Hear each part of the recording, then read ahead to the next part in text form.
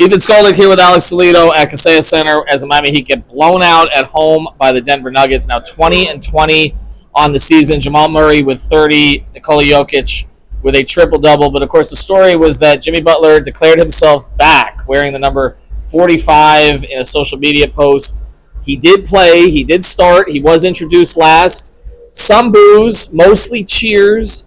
Kind of a lightweight effort in the first half. He was in the dunker spot. He kind of switched off between the dunker spot and the corner a lot. I don't know if that's what was called or if he just did that on his own. He had 8 points in the first, but no rebounds and no assists and no steals, which usually shows his activity. He got going a little bit in the third quarter, but it wasn't enough. He ended up with 18 points, which just shows you Jimmy in his sleep can get you 18.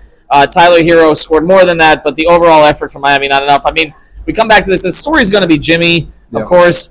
The reality is they don't beat Denver under any circumstances anywhere, so it wouldn't have mattered if he played, if he didn't play. But your thoughts on Jimmy's effort tonight? 100%. They don't beat the Nuggets, especially not at home. Our guy Brendan Tobin was telling me before the game how they haven't beaten the Nuggets at home since the James Johnson, Kelly Olynyk era. So that sounds about right. But as far as Jimmy's performance, I guess it was better than the Pacers and Pelicans game. It definitely was, but that doesn't mean it was a good game. Like you mentioned, he kind of got going a little bit in the third quarter. So, at least, he gave him that. But honestly, it's kind of back to the whole lipstick on a pig situation there because the defense was off, the vibes were off, and honestly, there was just no fight from this team in this game. They were sloppy on the defensive end, and we already know, a team like this being sloppy on the defensive end, they're kind of screwed, especially against, a Nuggets team that good that's just kind of dicing you up and, collapsing your defense every single time. They were absolutely killing you. Jamal Murray was killing you.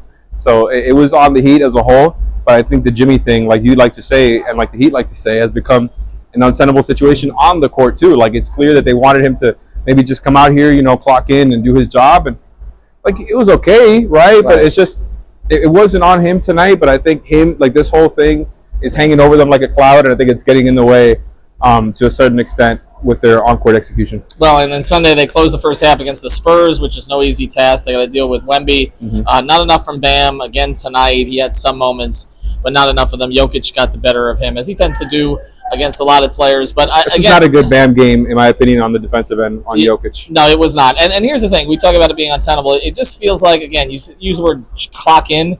It felt like Jimmy clocked in, clocked out, did just enough that they're not going to be able to suspend him. Bare minimum, but not enough for this team. And they look like they play freer without him. Now, I'm trying to give a little benefit of the doubt because he hasn't really played in a competitive game. He wasn't competitive himself in the Pelicans and Pacers games. And then he missed time before that. He's missed the 7 games after that. And then additionally, they're coming back from a West Coast swing.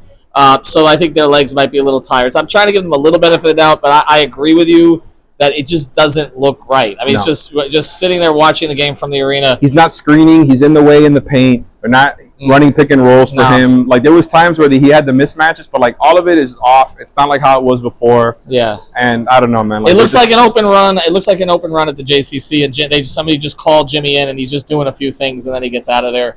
That's not going to be enough to get this team moving forward. So we'll find out more about, again, is he going to talk to the media after the game? I don't think so. I don't even know if they want him to.